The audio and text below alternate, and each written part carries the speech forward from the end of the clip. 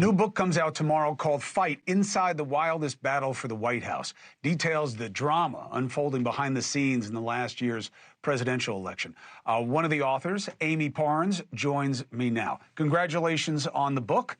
So why do you want people to read the book? The first sell is the shock that the ticket Walz and Harris felt on election night. What do you know? Well, we know that they were shocked, completely surprised by the events that unfolded on election night. They thought they were going to win. And, when they were told that they were losing in the final hours and that they had lost, there was complete silence and shock, and they were just dumbfounded by what was happening. But, Chris, I think people should read this book because John and I are journalists in the truest sense. We call balls and strikes. We are not one-sided. This is a book that Democrats can learn from. This is a book that Republicans will enjoy because you can watch the train wreck. Everyone gains from reading this book. I like the sell. The role of Biden, Amy, there are two schools. One is he was resistant to the change and stayed resistant throughout. The second was he was resistant to the change, and then he said, all right, I'm going out, but it's going to be Harris, and that he didn't want a primary. What did you find out? Yeah. Well, so we know that there is a secret meeting going on in the final minutes before President Biden drops out at the time. It's at the Naval Observatory. It's in Kamala Harris's pool house there. Her advisors, her closest advisors are gathered, and they're talking about what happens when and if Joe Biden drops out. We find out that he does drop out there, and one of her aides rushes in to be with her. Biden doesn't want to immediately endorse her. He wants to kind of let the moment sink in and then endorse her a couple of days later, and she says, no, I need your endorsement right now. Do you believe which story do you believe more? That the Pelosi and the party said it has to be Harris, or that Biden wanted to pick who it would be? I think that Pelosi and the party, they were very squeamish on Harris going in.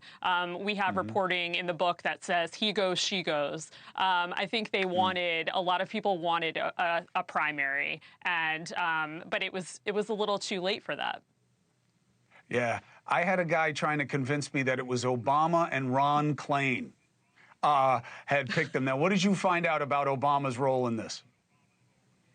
Obama was very quiet, obviously, but he was talking to Nancy Pelosi. We found out there were a couple of calls happening within those 24 days. He was, trying to take the pulse of people. He was in listening mode, too. He was talking to his former partner and asking what his plan was. And so he was very involved, but behind the scenes. You didn't see him so much. And in this book, we report what was exactly happening. Yeah, and I had heard what you have here, that Obama had floated the governor of Michigan and the governor of Maryland. And when I heard that at the time, Whitmer and Westmore, I thought they should have flipped it, or I thought it should have been Shapiro and he. But of course, that's what would have happened if they played out the process. Did you get any particular insight into what made the short primary or the open convention an impossibility? It was just too short of a time frame. And, President Obama was calling people at the time. He called people like Jim Clyburn to find out where he was. Jim Clyburn knew that call was coming, and he said, OK, I have to quickly get behind Kamala Harris.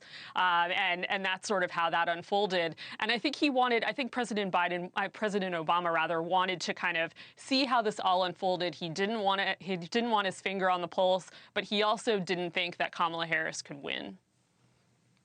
Do you believe that Democrats hid that Biden wasn't up to running again? I think every Democrat has a story, and we talk about some of that in here, where they saw President Biden not in the best terms. We detail, for instance, Congressman Swalwell, who was there looking at him. They came face to face at a congressional picnic, and the congressman had to cue Biden as to who he was. This is someone who ran against him in 2020. He's very vocal. He's out there. Someone like President Biden, in Biden's heydays, he would know who he was. He didn't know. We have other details in the book about a makeup artist coming in on on his international trips to kind of prep him before meetings with foreign leaders. We have all of these details in the book.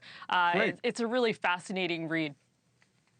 Well, thank you for the rigor, and thank you for reporting and recording, and now I hope everybody reads it. Amie Parnes, you're always welcome here. Good luck to you and Mr. Allen. Hey, thanks for watching. Go to joinnn.com to find NewsNation on your screen. And don't forget, click the red subscribe button below to get more of NewsNation's fact-driven, unbiased coverage.